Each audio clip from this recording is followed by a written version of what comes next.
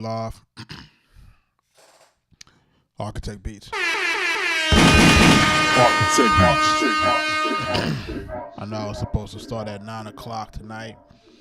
I'm a little bit under the weather. My kids got me sick. But I'm here trying to push through on the live tonight. Was feeling like crap. I ain't gonna hold you.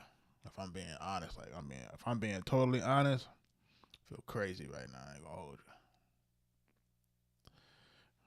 But yo, we here. We trying to get it going. If it's your first time being here, I am Juggernaut of Arkatech Beatz, multi-platinum producers.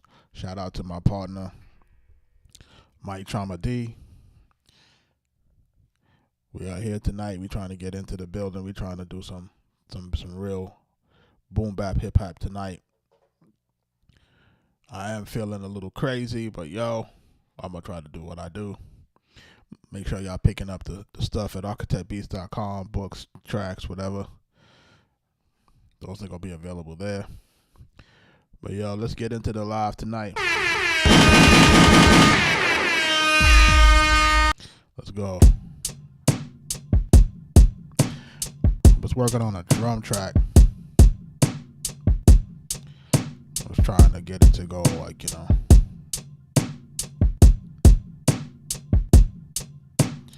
trying to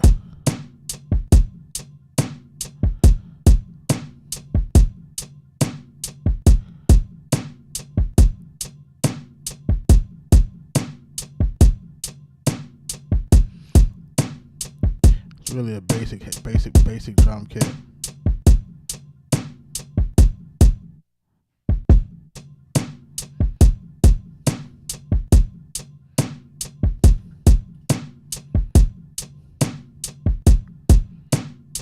Get that a little bit more. I want that a little bit more heavy.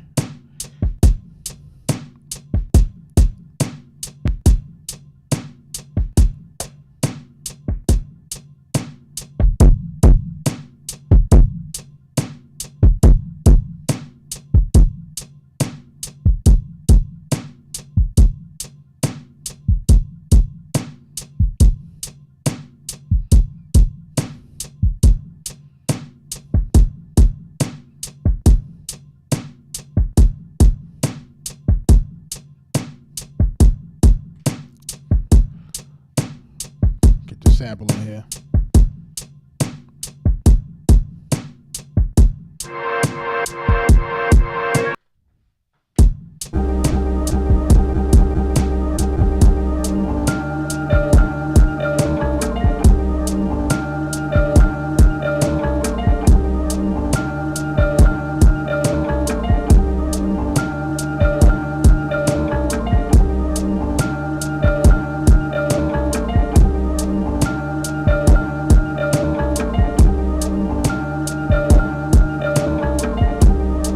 Shout out Grace.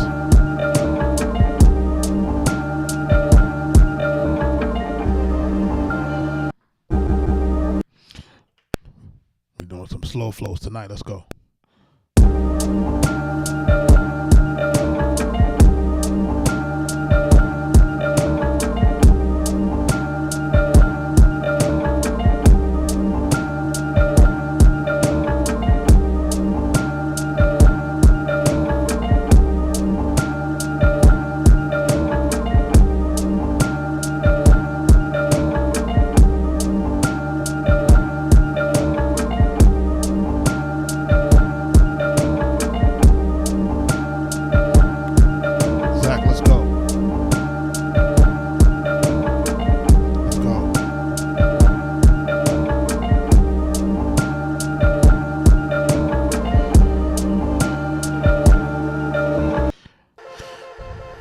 I got some vocal samples in here. Damn, I didn't want to do that.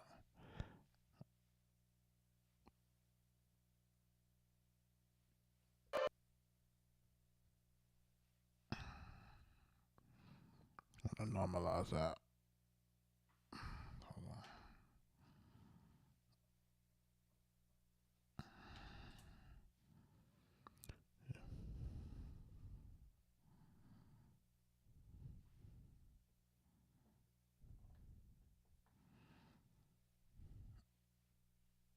Let's normalize the sample.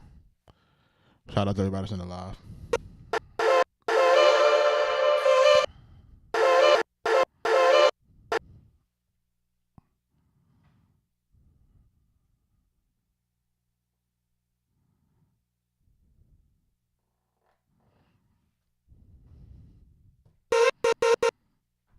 Let's go.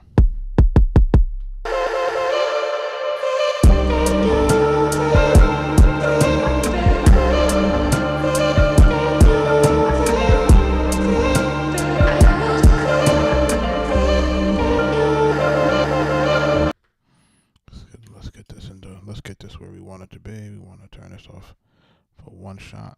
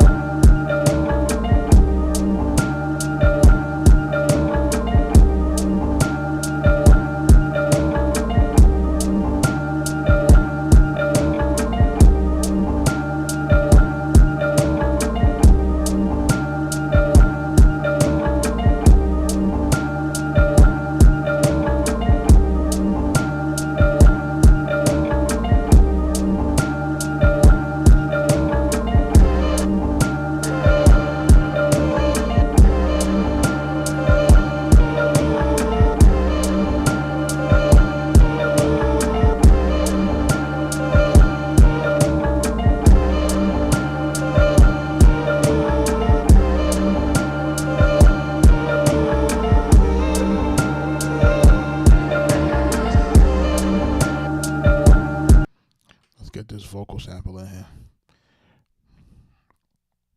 Let's get this vocal sample in here, man. We doing something slow today. That nice boom bap.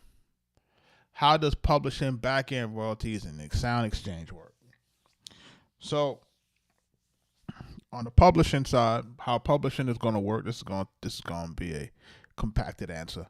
But how publishing works, publishing is going to be basically paid out for different things. You got your performance royalties, which basically covers your radio, etc. Then you got your mechanical royalties, which covers basically every time there's a download or stream that occurs, right? So it's a mechanical because it's a reproduction royalty, right? So either it's a digital reproduction or a physical reproduction, so that counts as a mechanical. Then, of course, you have a sync royalty, which would be anything that's placed into film, television, etc. So when we're talking about your publishing, you have to set up your publishing in a way where, one, you have to represent yourself as the writer or composer, and then you have to represent yourself again as the music publisher itself, right? Because the writer side covers 50% of it, the publisher side covers the other 50% of it. Now, what some people will say is that the writer covers 100% and then the publisher covers 100%. That's the old way. It used to make the math a little bit more convoluted, where it would be add up to 200% versus 100%. But for the sake of making it more digestible, it's 50 and 50, right? So every time your music gets streamed, it generates a royalty. Every time your music gets played on the radio, it generates a royalty. Anytime a CD gets pressed or a vinyl gets pressed, it's supposed to generate a royalty from the label if they're doing the accounting properly. And that's how your mechanicals, and if your music is placed in the movie, then that generates what we call a sync. And that's another, set of income. So that's your first level of publishing. Sound exchange is basically going to be, it's not the same as the other thing, because the sound exchange is basically going to be not placed on the actual writing of the music. The sound exchange is based on the sound recording, right? So say, for example, I'm playing notes. That's me writing the music. That's what music publishing covers. But the actual sound that it makes is what causes a sound recording, and that's what the sound exchange is used to collect. So what happens is, like, say for somebody like a Whitney Houston, an example, who never wrote any of her music, wouldn't get the royalties on radio, but on the sound exchange she would get a royalty because of her voice is part of the sound recording. So now she would get royalties versus. So it was another way, if you ask me, it's another way for the music labels to kind of create a royalty that they weren't that they wanted to get a piece of but couldn't get a piece of. Because if you were as a songwriter that didn't want to sell your publishing to your label, then you would get rich off of all of the radio play, and the label wouldn't share in that income. So they had to find another way to do it. So they did it through the sound recording way, through the sound exchange. And that's the way that they do it through the sound exchange. So sound exchange is going to cover that digital radio like Sirius and Pandora and that sort of thing. And then for artists like myself or producers like myself who you don't necessarily share in that royalty pool for the sound exchange unless the artist gives you what we call a letter of direction. So a letter of direction is basically telling the sound exchange that, hey, I want to the producer help me make this sound recording, and I want to pay them. If you don't get that, then you won't get paid through the sound recording. You won't get paid through the sound exchange. So it's a very trippy thing, So a lot of times we have to run around and we have to chase these artists to sign those letters of direction for sound exchange because they don't want to sign it. Excuse me. So and also it's only retroactive for about 3.5 years. So if you can't get it signed, and if like I know, a record is normally the biggest in the beginning, and then after a year or two, then it starts to kind of wind down. Unless you got a song like Mariah, All I Want for Christmas or something like that blows up every year. But for the most part, a record normally starts off big. You get the most amount of streams and everything, and then it levels off. So what I see happening a lot is that artists try to slow walk all of the letters of directions and stuff, so that the biggest streams of income they wind up collecting, and then as it starts to dwindle down, then they'll sign off on it, and then people can share in the income after it's kind of dwindled down. So it's kind of a game that people play. I hope I was able to explain it for you. You definitely want to pick up the Musician's Guide to Music Publishing, or the musician's guide to copyright for you to get like the full scope of it. And, we created that so people can kind of understand what that is. Advice for major placements, as far as getting major placements, or as far as like what happens when you get one. So you send clips without a tag. I mean, you can, you just have to make sure that your music, you have to make sure that you have the record of you sending stuff to them, as long as you got that record of that transaction of you sending them the music, like through email or something like that, so you can have a timestamp. As an artist, hold on 1 second, I can't, I gotta get some glasses in this bit, you know what I mean? I had me looking on the stream looking mad old with these granddad glasses. As an artist or a label, should we be adding the producer on each track to the sound exchange? Listen, adding the producer to the track is good business. All right, that's good business. Now the question is, if the producers are pushing for that. Me as a producer, I'm a little bit biased because the sound exchange really shouldn't. There wouldn't be a sound recording without the producer. So that's where the sound exchange to me is a really. This is how it's created by the labels, right? Because it's like, how can me as a producer who creates the sound bed for the artist to sing on be excluded from the sound exchange income? Doesn't make sense, right? So that's the thing that you can kind of see where the games get played. So good businesses will be to add your producers into the sound exchange. The key here is that I want people to understand is this, man. How long have I been in this game? I've been in this game now for first record 1998. I'm in this record business for 27 years. The producers can stand the test of time. The artists don't. You see what I'm saying? So what I want people to realize is that, listen, it's always best for you to develop good relationships with producers, because that's what helps to keep people in this business a lot longer than they think. You know what I mean? If you got the right producers with you and the right songwriters, you can stay in this thing forever with the right producers and songwriters. And it's all about good business, man. I think people should be more thinking about good business. It's like, if we do good business, like, I think good personal relationships are developed through good business relationships. And that's what people don't seem to realize, is that just too many times where you don't see good business taking place, and I don't really like to see that. And yeah, listen, people burn bridges, man, because what happens is that you have to really think about where we come from, and as this community where we come from, we don't come from a community of a lot of means.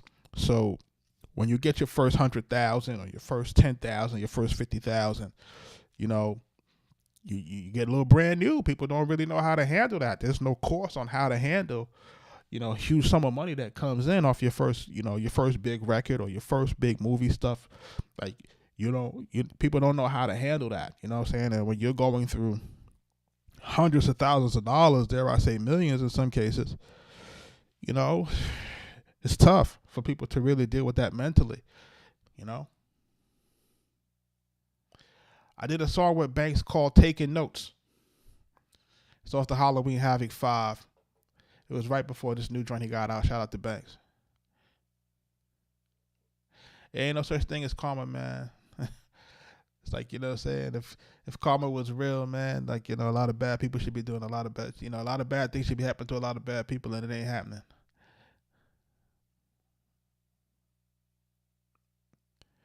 Man, Banks is a legend, man. I was really, really happy to have done that record with him, man. It came out crazy. If y'all listen to that Taking Notes, man, it got that wild body sample in it. It's nuts, man. Y'all go listen to that.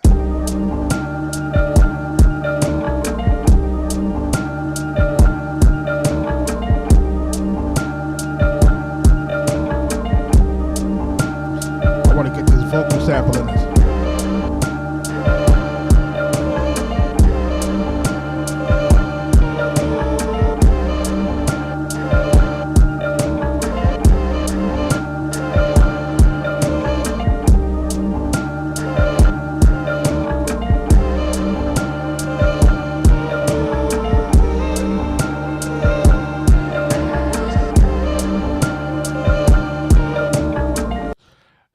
Yes, man. Listen, there's not as many gatekeepers as it used to be. You can imagine in my era where the gatekeepers used to be, when you used to have to only go through the certain types of radio guys and the certain this guys and that guys. That's when it used to be really bad. Like, that's when it used to be bad. Like, you didn't have the world star. You didn't have this. You didn't have that. Like, those places, if you got your money, or let's even say if you got good credit, you could pay your way through this. And I think people don't really leverage their credit the way that they should. Like, if you leverage your credit the right way, you could pay your way through a lot of this, man. You could pay your way through features. You could pay your way through tracks. You could pay your way through promotion, pay your way through Facebook ads. And if you're smart, I'm not telling people to go out there and go, burn their credit up. But if you're smart and you say, okay, you know what? I got some music. I got some merch. I built up a little thing going. I know how to, market a little bit. Every time I sell some music, I sell some merch. If you kind of understand it strategically, like, I have to move X amount of streams before I move X amount of merch. It's a numbers game. And then you start doing the numbers. You say, okay, if I spend this amount on Google ads, this amount on, YouTube ads, this amount on Facebook ads, Instagram ads, okay, I'll turn over this much. If I spend $10, I make maybe 15. Okay, we got good math here. You know what I'm saying? Now we go leverage some credit, right? Because you got a number system now. You spend 10, you get 15, right? So you got to kind of know what it is. Even if you make 12, you're still in a decent math situation. Like, people got to understand this math. They got to understand that, listen, you got to leverage your money. If you work in your job, you use your job to fund your dream. I tell people that all the time. Use your job to fund your dream. There's no reason, there's no shame in working to fund your dream. This is what people do. You know what I'm saying? And then you do it until you don't got to do it anymore, or you do it until you don't have to do it. There's no shame in that. You know what I mean? So,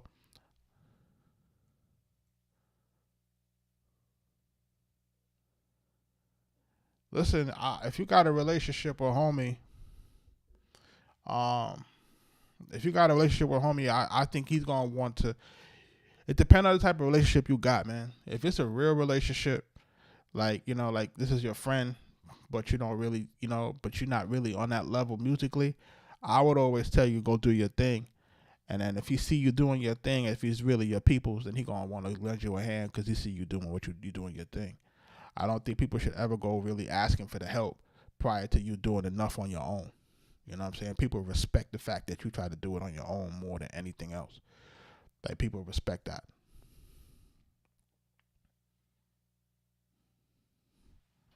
I'm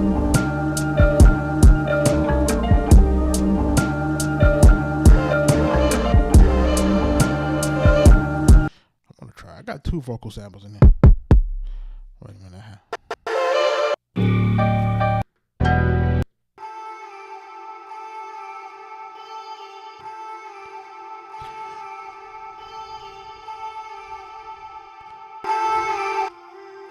Let's try that one.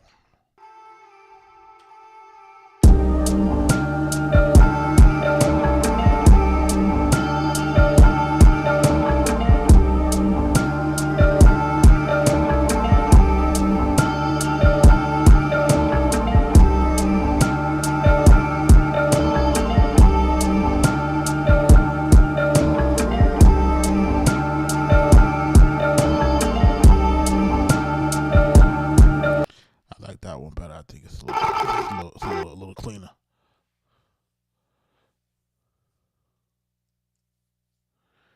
So what drums am I using? I'm using different drums that I've put together. This one is not put together in a kit yet. For sale. I do have one. We do have a different kit that we have for sale, and then I have a different one for trap music that's on the site. But yeah, we're gonna be doing some more kits in a little while. How do you make your kits?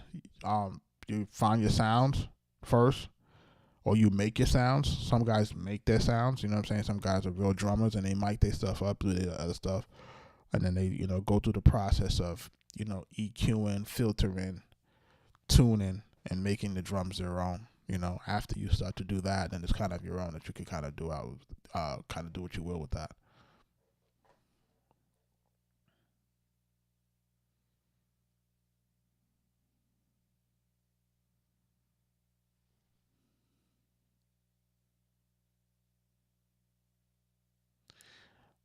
Folks can slice instrumentals too. You know what I'm saying? You just have to be real smart about doing that, because if you know, sometimes when you do that, it has artifacts, and you're trying to make sure that you're clear of any sample issues.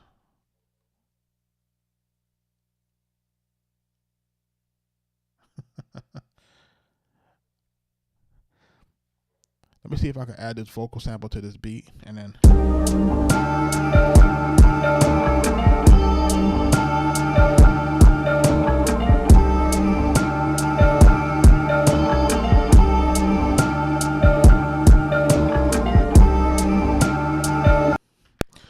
let's get that in.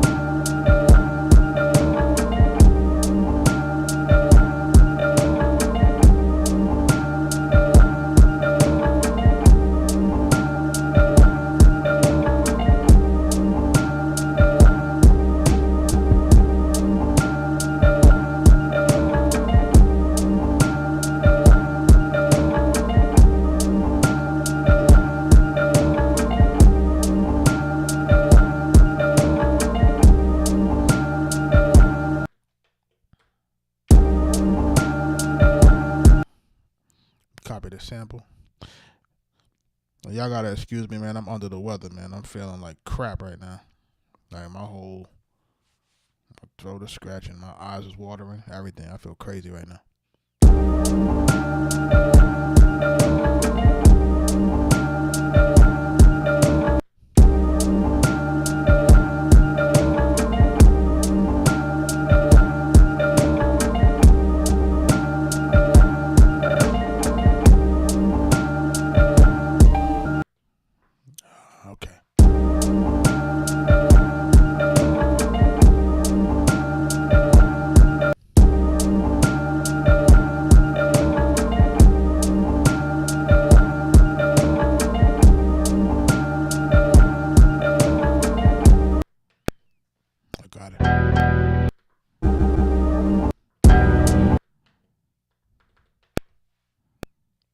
Let's go.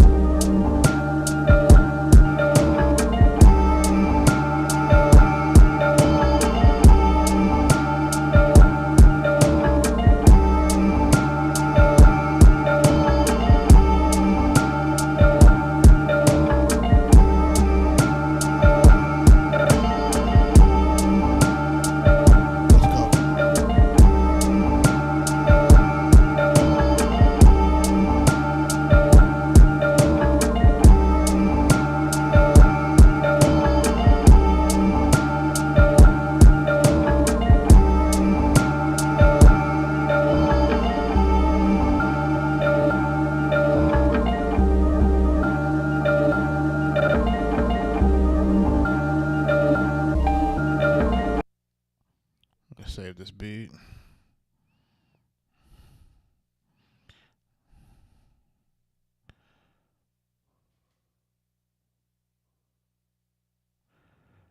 So where do I source the samples from? Because I'm using Live, I'm on Live right now. Like, you know, mostly I like to really dig for my samples, but because I'm doing Live, Creative Space, there's a bass line in it. I just have to filter it out.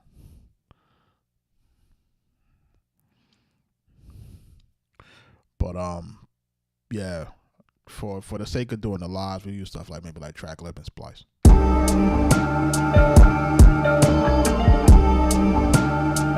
Make sure you hit that like button. Let's go. Hold on.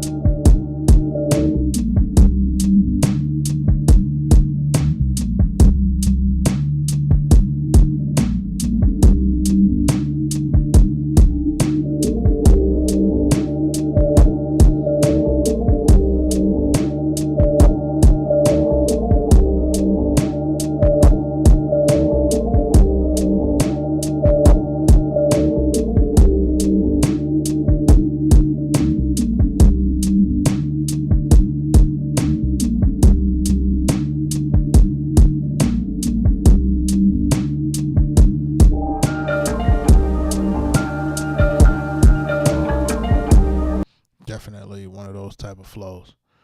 Let's see what else I got inside of the joint, man. Yeah, it's a tight snare. Let's see what else I got in here.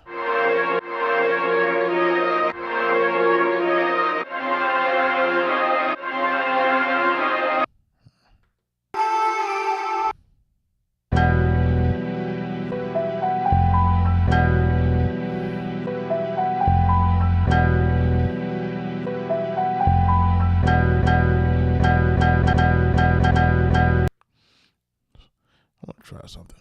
I know it's gonna sound crazy, but I'm gonna mute this. Go to the one prior to that.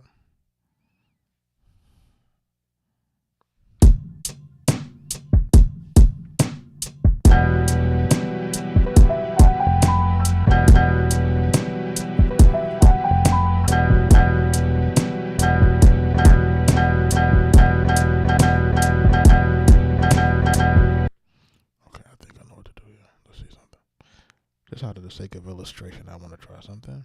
I want to copy this sequence to a new sequence. I'm going to change the tempo on it. And I'm going to try to see if this will go with that. It may or may not, but let's see.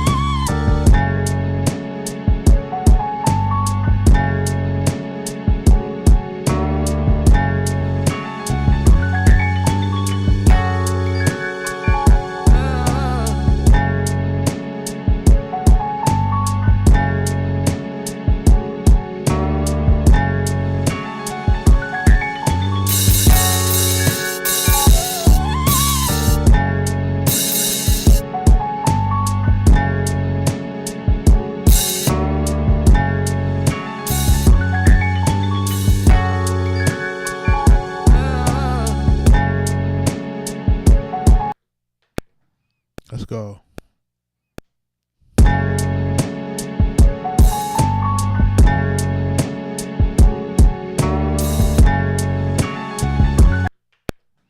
Let's try it again.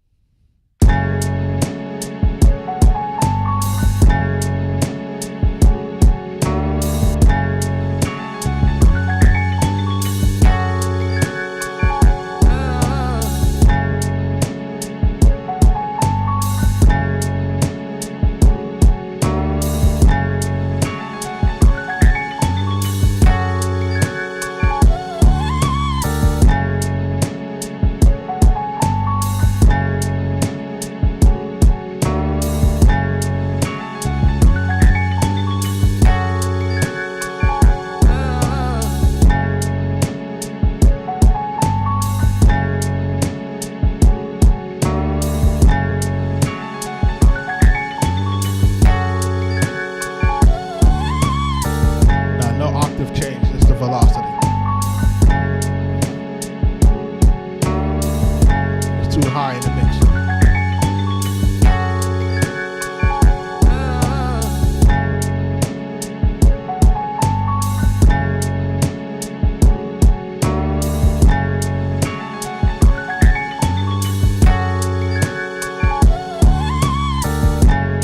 Make sure y'all hitting that like button.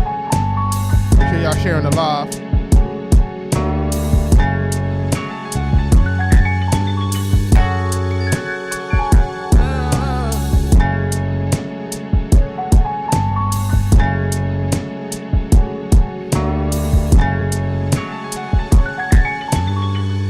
I wonder if we should slow it down. I know people saying Griselda. Should we slow it down? Let's see what it sound like at maybe a 69 or 68.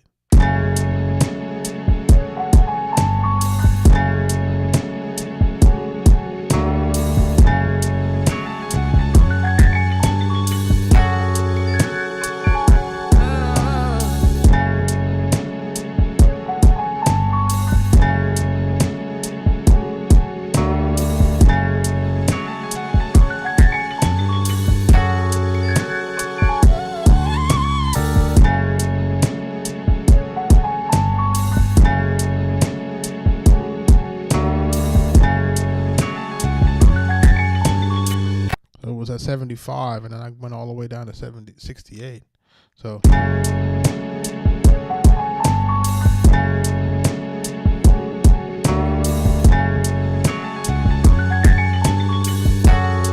not change the tempo in the middle of the song?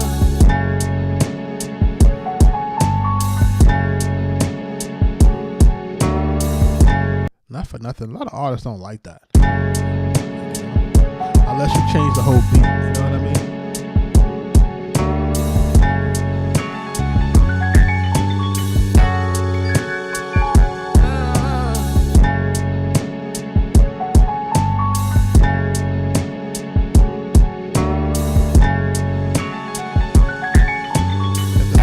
Sounds better.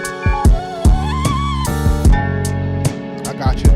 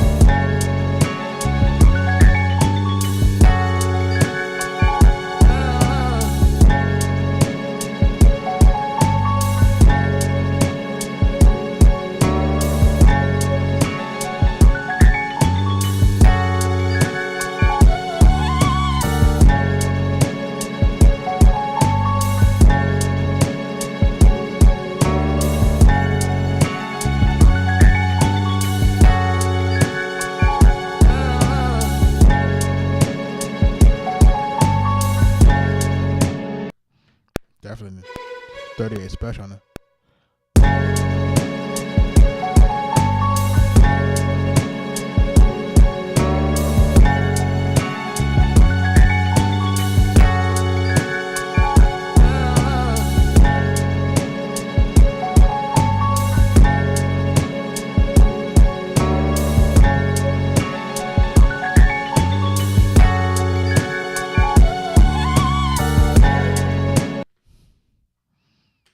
Try to add a string to it. See if I can bring this velocity down so it would mix a little bit better.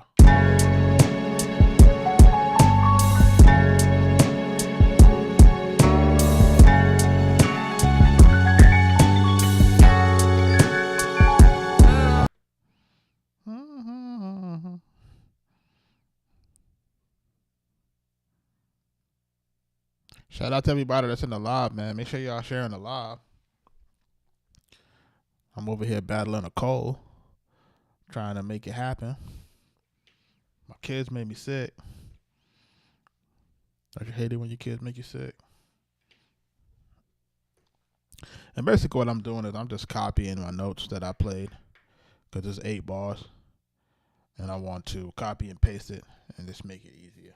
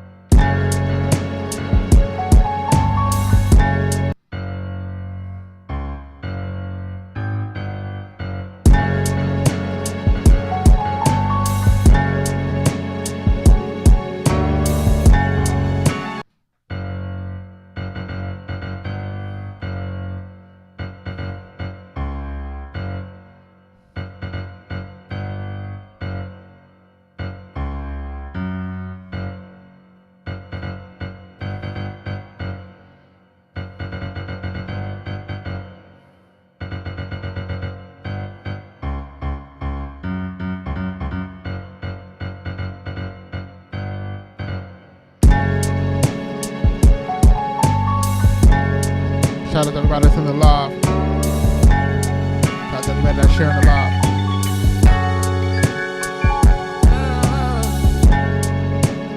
We making that slow flow boom bap tonight. Grimy music.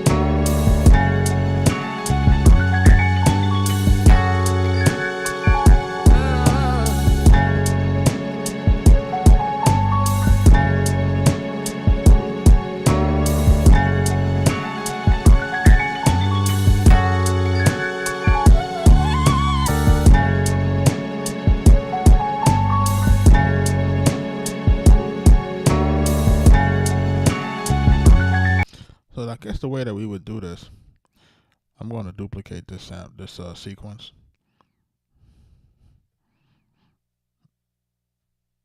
And look, we use the same damn drums, man. Like that's the killer here.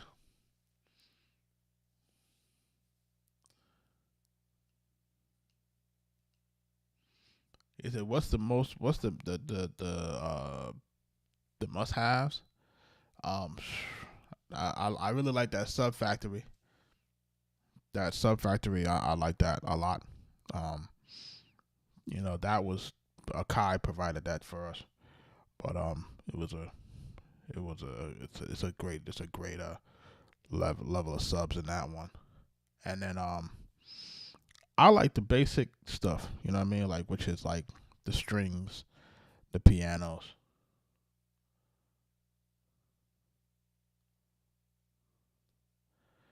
If you're going to start with any of the books, I would always recommend The Musician's Guide to Music Publishing. Start there. Like you got to understand the whole music publishing. Somebody's asking me about that. Hold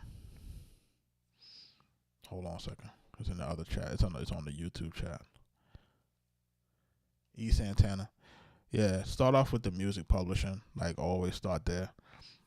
And then once you understand the music publishing, then that will make sense for you in regards to your LLC, and then make sense for you in regards to your copyrights. They're all tied in, but I need you to understand the music publishing first. Like I need you to understand the whole thing on that. And these are very short reads. These are not long reads.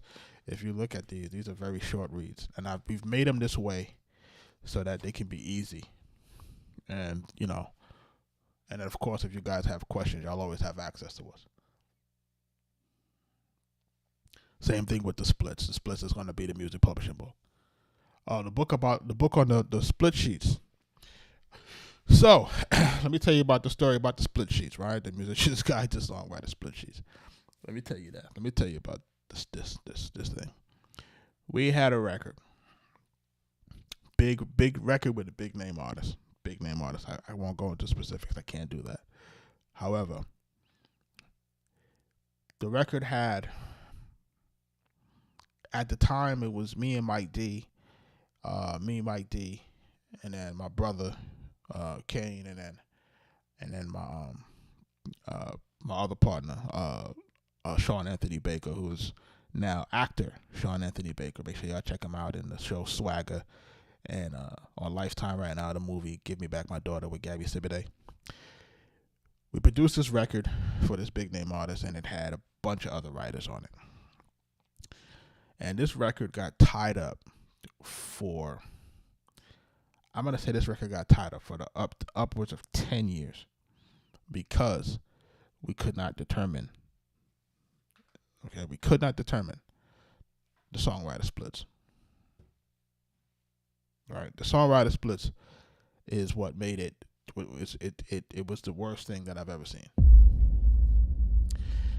And this guy thought he was on this, and this guy thought he was supposed to get this, and this guy's supposed to get this. So you know what the label does? The label says, hey, if you guys can't figure it out, we don't pay anybody, right? And the labels, and this is what the labels want. The labels do not want clear instructions for your contracts. They don't want you to complete your contracts. They don't want you to have complete split sheets. They don't want you to have this. They don't want you to have that. And the reason why is because they could go around and say, oh, we got a bunch of royalties that are black box royalties, and they call those black box royalties for royalties that are quote unquote unclaimed. It's not that they're unclaimed, it's that there is a process that people fail to follow, and then we can't produce the documentation for people to get paid. And that's really the situation, is that if you don't have the documentation, you can't get paid. You cannot get paid. If you have an artist, let's say, for example, I'm working with an artist, and he's like, yo, I got to put my record out next week. I'm going to pay you. I send me the stems, whatever. I send everything. He sends me a producer agreement. He says, as soon as you sign off, we'll pay you. I sign off. He shoots me the money. You think everything is good. Everything is not good because he hasn't signed off on his portion. What he did is he got permission to release your music, but you need his signature in order to collect your royalties. See how it works? So the game is to get you to give your music up right? And for them to exploit your music, they can do that with your signature, but you can't get paid without the artist signature. So if the artist record blows up, if the artist record does 2, 3, 4, 5 million, right? And now you're entitled to royalties, right? Because the artist recoups now because they made all this money. Now you're trying to say, hey, I want to get my royalties. Oh, we can't sign off on the royalties until the artist sign off on the contract. And now you're trying to find the artist. Artist is on tour. The artist is over here. The artist is over there. It's a game. Yeah, so the publishing and split books are must-haves. They're like, if people don't understand this type of stuff, this stuff is the quintessential issue why a lot of guys do not get paid. I talk about this extensively on the podcast. I talk about this. And they say 10 years, why so long? Is because you're trying to track everybody down. You're trying to track everybody down. You're trying to track people down. This is like, you have to realize this is like really prior to when guys was really on their email and all this type of stuff. So that's just an illustration of how long it can go. It can go long, man. Trust me, you could have, listen, I have some situations that have gone on longer than that. You know what I'm saying? Do we get it settled? Yes. But man, it's terrible. And you gotta have good business, man. Like, I never really understood this. Like when I was in New York, coming to Atlanta, there's two different types of businesses occurring. Because remember, everybody in Atlanta do everything themselves. In New York, I was used to the label systems, right? So the label systems was like, okay, we're gonna get you your front half. If I lay the beat down, I get, if I give you my stems, I'm supposed to get the first half. Actually, yeah, if I give you the stems and you lay the beat down, you get my first half of the money, and then if the record comes out, I get my second half. That wasn't happening in the South. In the South, it wasn't like that. It was like, it was all hand to hand. It wasn't, and you could, as far as the whole royalty thing, it's like, who was the label that you was going to go to that was going to account for the records back then? Yeah, so it's all different. You have to kind of figure it out.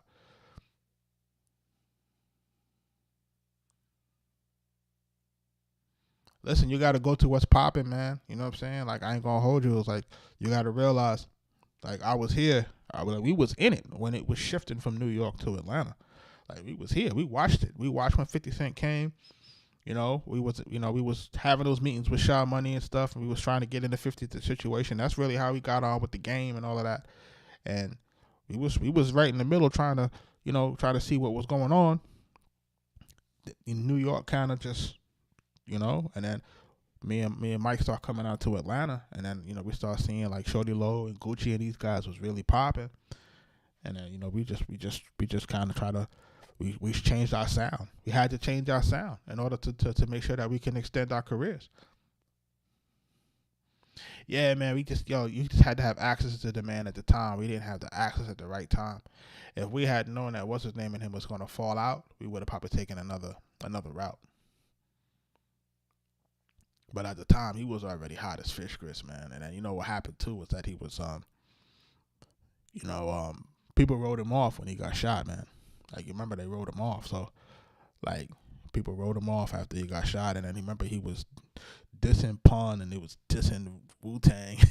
And we was heavy Wu-Tang affiliates at the time. So it was kind of like, you can't really, couldn't really jump ship at the time. Maybe we was running with Raekwon so hard. It was hard to like really kind of go and do other things.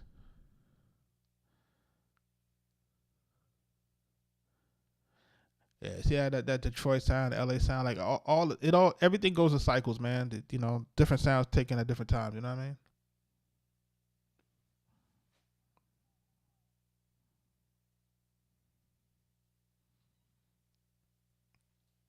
We need the fun sound to come back, but there's still some nice underground stuff that's going on. Listen, and I want to say this to all the artists out there: you do you. You know what I'm saying? Like, do you. Right now, what's his name got the hottest record out right now, DDG, right? I listened to the album. It's not for me. You know what I mean? It's not for me. But it's going to do big numbers, but it's not for me. You know what I'm saying? He finds his audience. He finds his audience, man, and you got to respect anybody that's good enough to find an audience that's going to support them. And that's what you use the internet for. The internet is for you to find your audience. It's not possible to appeal to everybody. It's just not possible. Once you start to understand that, then you'll be able, then you know what you're supposed to do. You don't have to have a situation where you appeal to everybody. It just doesn't work like that. There's not a singular product that appeals to everybody. I got an Android. People they'll kill me because I have an Android and don't have an Apple phone. You know what I mean? DJ Radio, what's up, man?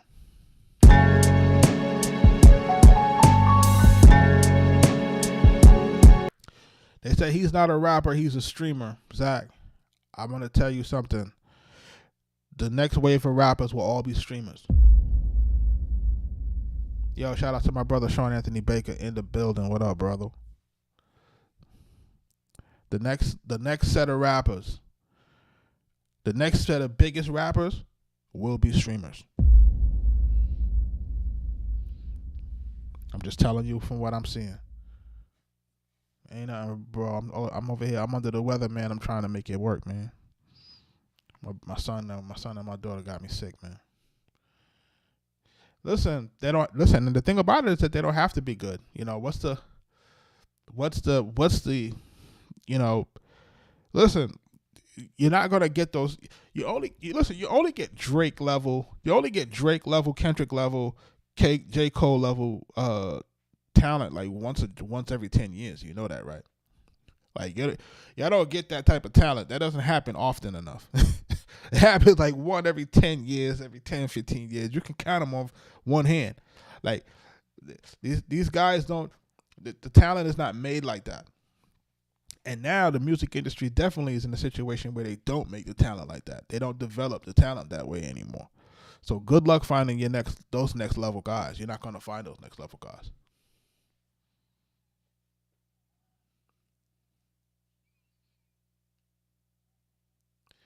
So at the end of the day, what I say is this, man.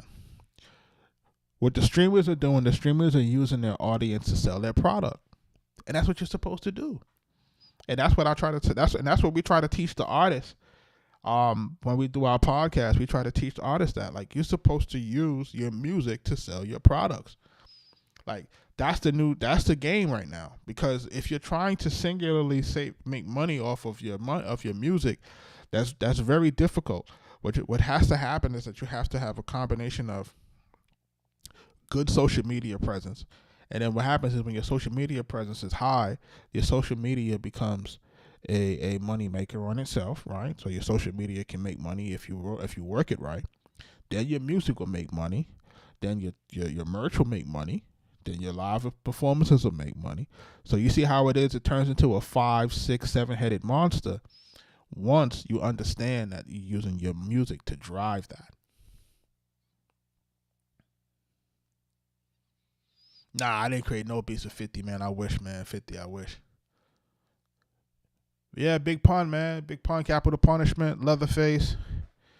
And then we get another record on the Terror Squad album. It's called Triple Threat, featuring Cuban Link.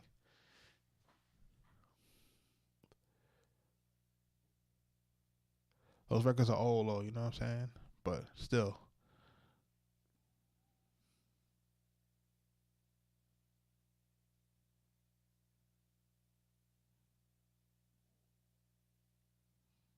He said the love of the art breeds that talent. He said Big Pun is classic. Yes, you're right. I apologize. It is classic. And I should never speak that way of him. He took me out of the Bronx, man. I ain't going to hold you. Big Pun changed my life. I tell people that all the time. He gave us that shot, man. Him and Fat Joe. Shout out Fat Joe.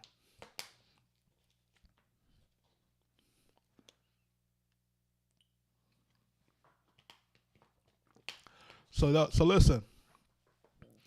For those who's trying to do some music with us, you know, we got the licensing going. We're gonna be putting up more beats with more licenses. They're limited. They're only limited. And again, like I said, we're only working with a certain set of artists. We're not working with a whole bunch of artists. We're not trying to do that. We're not trying to dilute ourselves that way. We're looking for really great talent. If anything that you know about us as Arkatech Beatz, again, if you know about us, right, just look at our discography and look at the artists that we work with before they pop off. It's because we can identify the talent. You know what I'm saying? So we did early Gibbs. We did very early Meek Mill. You know, like we can identify who's gonna do what. You know what I mean?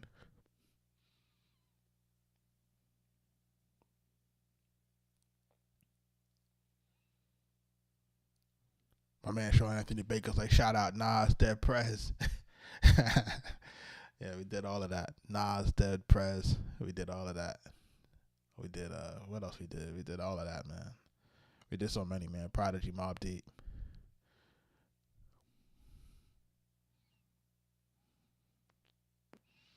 How do you go about picking artists? Listen, the way the artists pick themselves, and I'm gonna tell you the thing here. Remember what I said earlier about artists who somebody in the chat that said they had a connection to Joyner Lucas, and I said, you know, if he has a relationship, and I said, listen, they're always gonna respect you working before you ask for the feature or the favor.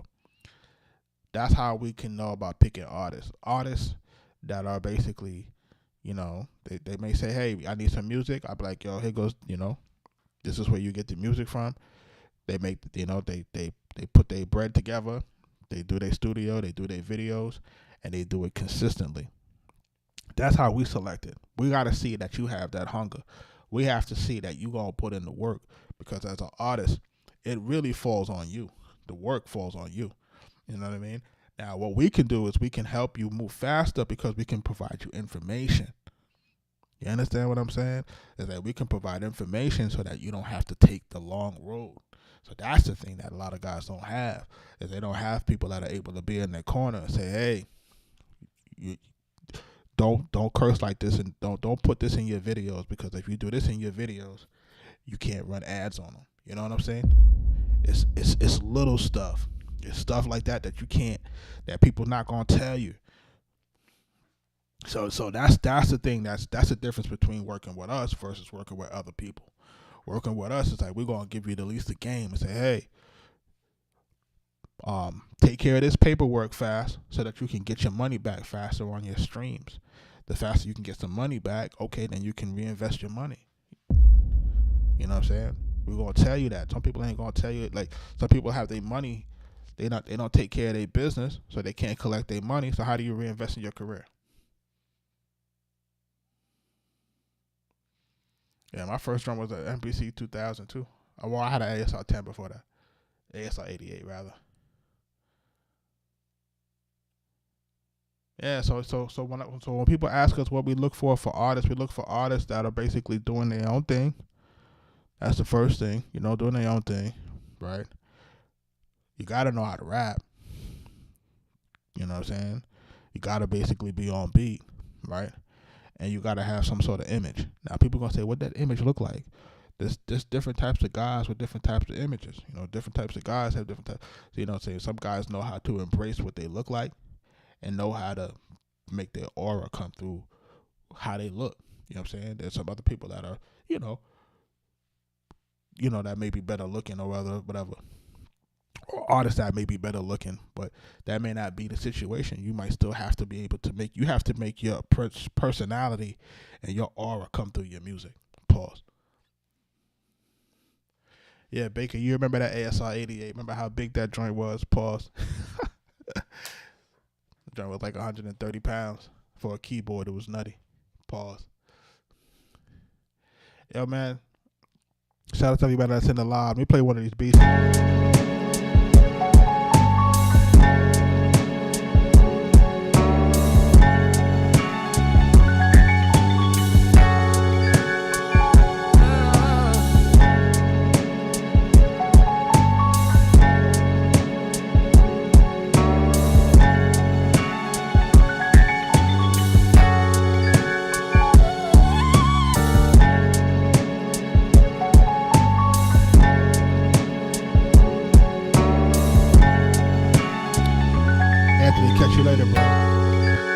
Look, people gotta lock in, man. This is the time. There's never been a time in the music business where it's easiest to get in. I'm not gonna say it's easiest, but there's no gatekeepers.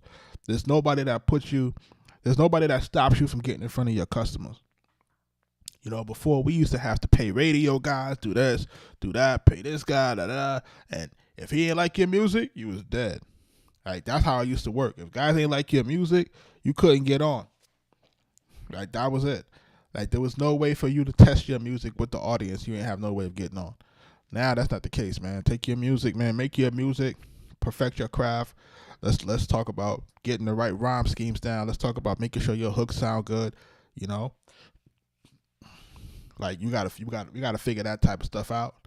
Once you kind of figure that stuff out, you start testing it with your audience. Start putting out clips. And start seeing what people like, man. Like, this is how the game works.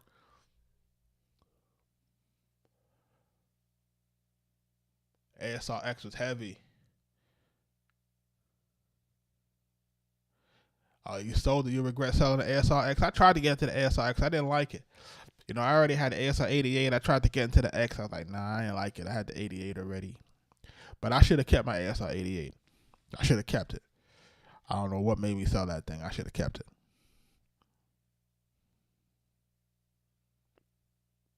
When I think about it in retrospect, I should have kept that keyboard. It was heavy as hell, but I should have kept it. Let's go back through the beats that we did tonight, man. I've been on live now for about an hour, 15 minutes, and I'm feeling crazy under the weather. I need to get some sleep.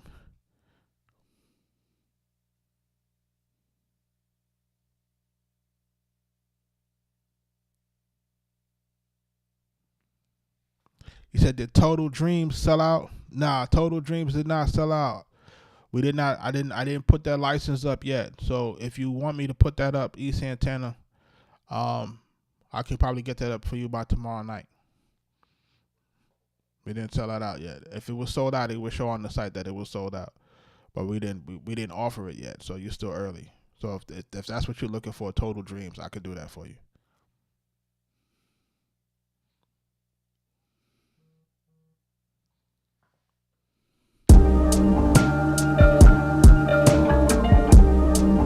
This was the first one we did.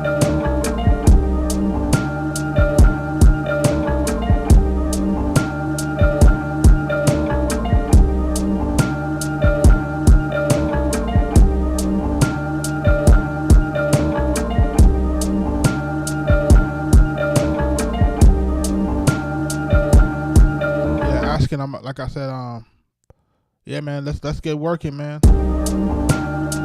At East Santana, man. Like I said, I get the Total Dreams up tomorrow.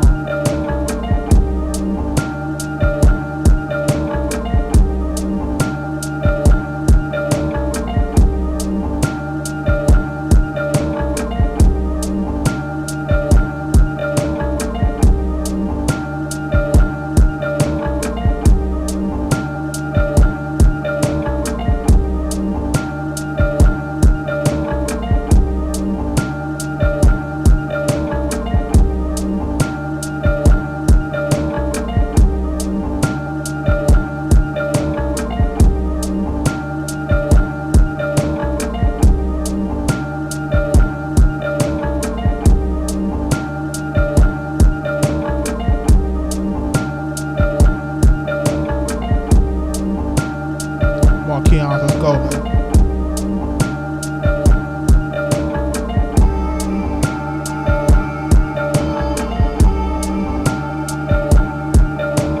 That was the first one we did.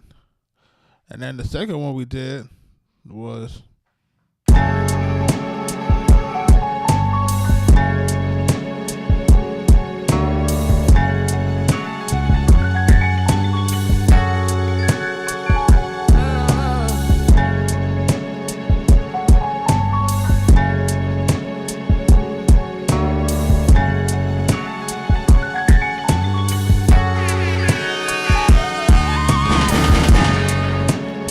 Steel.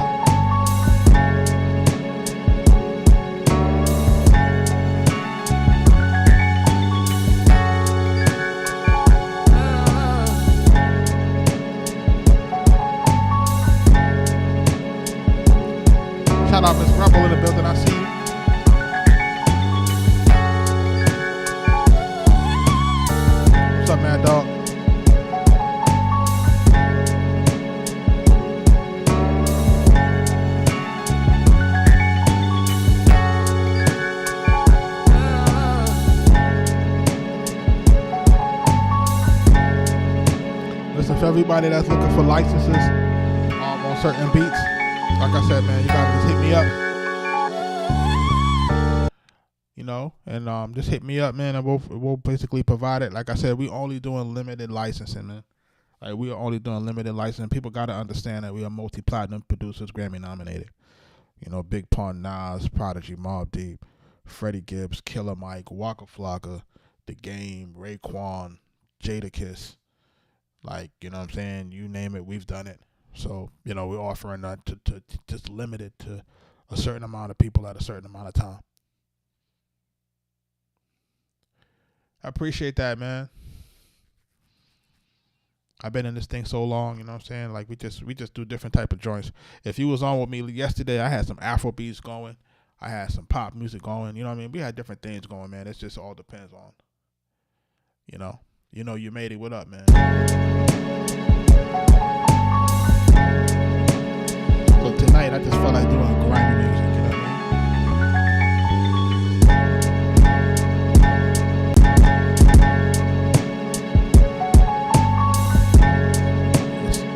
Diversity keeps you young.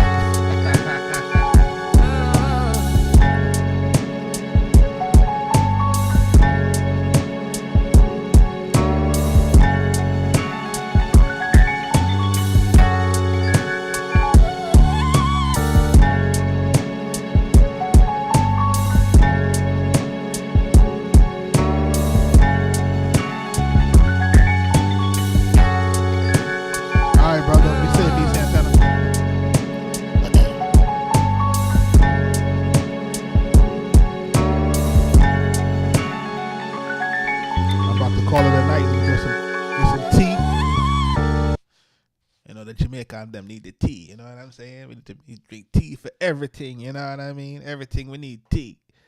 Right now, I'm dying. My throat is killing me right now.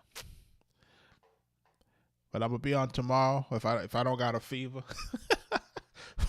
if I ain't got a fever, man, I'll be on tomorrow. He said manish water, yeah, man, manish water, everything, yo. But y'all know what it is. Listen, y'all, listen. Like I said, we're here every night, 9 o'clock. We're trying to build a community. People are asking the right questions, and I love it that people are asking the right questions. People want to understand what the hell's going on. I will share my experiences. I will share it. I'm transparent. You know what I'm saying? Good, bad, or indifferent. I'll share it. It's like, it's nothing. I went through it. Don't mean that you got to go through it, especially if it was bad. If it's good, I want you to go through it too. If it's good shit, I want you to deal with it. If it's bad shit, I don't want you to deal with that. You know what I mean? So, just we're gonna work through this thing. This is the music business, man. This is hard, and people try to do it by themselves, and they don't have the right team. You know what I'm saying? They don't have the right information.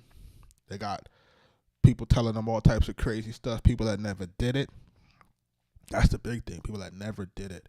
People that never got a label check. People that never had a publishing deal. People that never, any of that stuff. People who don't have a distribution deal. They can't tell you what's going on. You know what I'm saying? Whereas we can tell you what's going on. We work for the label. We was A&Rs at the label. You can go and you can find my name and Mike D's name on these records. You know what I'm saying? You can go look and see for yourself. Mike D, A&R, MOP, and all these type of things, you know what I'm saying? So you gotta really think about like the groups that you love, the music that you love, the music that this hip hop is really born on. Like, we help cultivate it. So, we're here. We're trying to give y'all what you need, and making sure that people get the information that they get, man. Just share the live, share the profile, share it with whoever you think needs to be. That's all it's all about. It's about sharing it. It's about spreading the information, make sure we're spreading good information, good energy. And for people who's trying to get into it, who think that they're too old or they can't this, man, that's all bullshit. There's no expiration on this, man. The only expiration is on people who don't want to try and people who don't want to have the consistency to really do what they need to do. Like, that's really what it boiled down to. It's like, are you going to be consistent? Or are you going to really try to get into this thing and do what you need to do? You know what I'm saying? So that's what it really takes. So it takes people who are persistent, man. and who really want this thing. Like, those are the people that succeed. And I can't explain it no better, or any better, no better, because that's bad grammar. I don't want my kids to do that.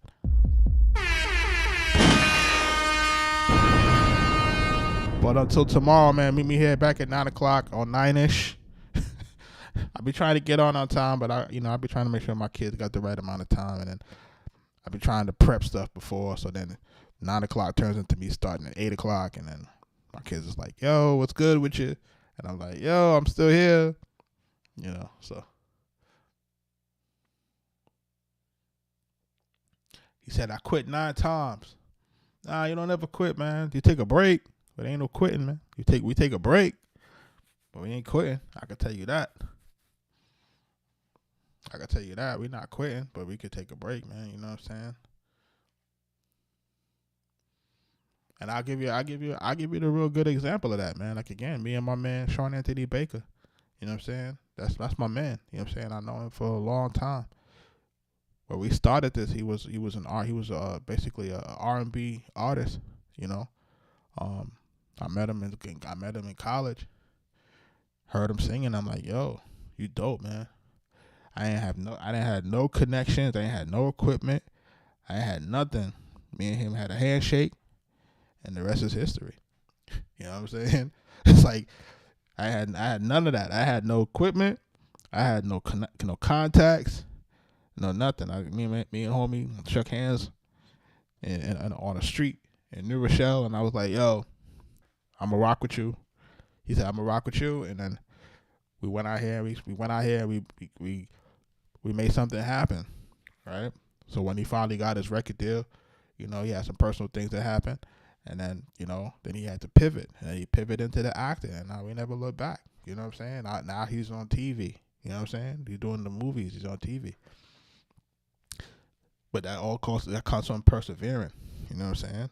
So I can't even talk about what happens in my life. You know what I'm saying? I done lost my mom, my dad. I buried my sister in January. Like, you know what I'm saying? 2 sisters, both my parents, and that's all happening within 5 years. It's like, you just can't give up. You take a break, but you don't quit. You know what I mean? That's what I tell everybody. Take a break, but don't quit. And then also find like-minded people.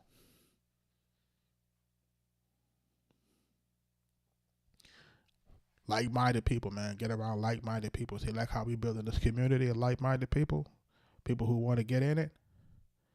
Man, I got glasses, man, but I ain't trying to wear them.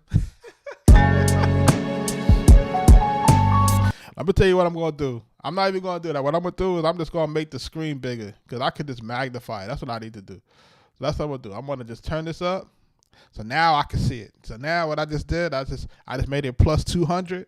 Now I can see it. I ain't got to worry. Now I can see it. Now, unless I'm reading the other screen, now that's going to be crazy. But this screen, I can read it. I'm good. The font is huge right now, bro. Now you see me. I'm not even squinting now. I'm good now.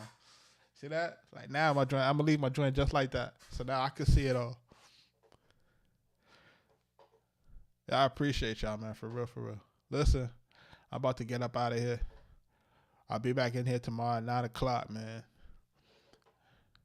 And like I said, I'm gonna have some more licenses up. We're gonna have some more things up. And I'm just going to keep providing more information for people who want it, you know what I mean? So we're going to keep doing what we do.